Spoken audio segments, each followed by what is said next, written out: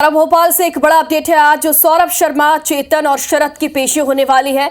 आज इनकी भी रिमांड खत्म हो रही है। परिवहन विभाग की काली कमाई के ये तीनों राजदार हैं। अभी भी लोकायुक्त पुलिस के हाथ इस मामले में खाली है। पूछताछ के 6 दिन बाद भी लोकायुक्त पुलिस के हाथ कुछ ठोस सबूत और सुराग नहीं लग पाया है।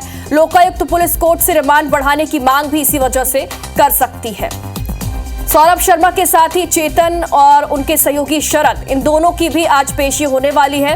तीनों को एक साथ बैठाकर भी इससे पहले पूछताछ की गई थी, लेकिन 6 दिन बाद भी लोकायुक्त के हाथ खाली है। कोई ठोस जानकारी, कोई ठोस सबूत लोकायुक्त के हाथ नहीं लग पाया है और यही वजह है कि हो सकता है कि इनकी रिमांड भी बढ़ जाए। लोकायुक्त रिमांड बढ़ाने की मांग तो करेगी, देखना होगा इस पर क्या फैसला होगा। ज्यादा जानकारी के लिए हमारे सहयोगी विवेक पटैया हमारे साथ लाइव जुड़ गए हैं भोपाल से। विवेक, क्या लगता है, आज इनकी पेशी होने वाली है तीनों की, सौरभ, चेतन और शरद, लेकिन 6 दिन की पूछताछ में भी एक सवाल ये भी है कि क्यों आखिर पुलिस के हाथ खाली, क्यों कोई अहम सबूत अब तक पुलिस के हाथ नहीं लग पाया है?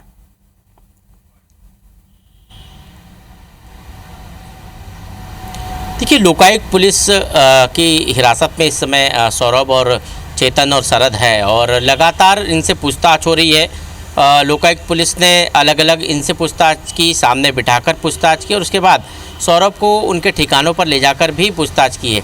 लेकिन जो सूत्रों के मुताबिक जानकारी सामने आ रही है उसमें सौरभ ने अभी तक कोई बहुत बड़ा खुलासा बातचीत में नहीं किया है। यहाँ तक कि उसने अपनी प्रॉपर्टी से जुड़े सवालों पर ये कहा है कि रियल एस्टेट कारोबार से उसने ये प्रॉपर्टी कमाई है।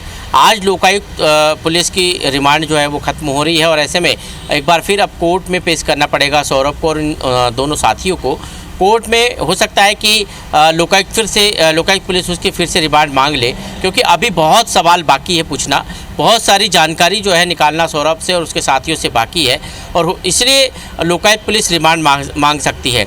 इसके अलावा इस पूरे मामले में अभी इनकम टैक्स की एंट्री, डिपार्टमेंट की एंट्री नहीं हुई है, क्योंकि सौरभ के यहाँ जो ठिकानों पर छापेमारी हुई थी उसके बाद इनकम टैक्स डिपार्टमेंट ने भी जो गाड़ी पकड़ी थी और उस लिहाज से जो है इनकम टैक्स डिपार्टमेंट को भी इससे पूछताछ करनी है सौरभ से।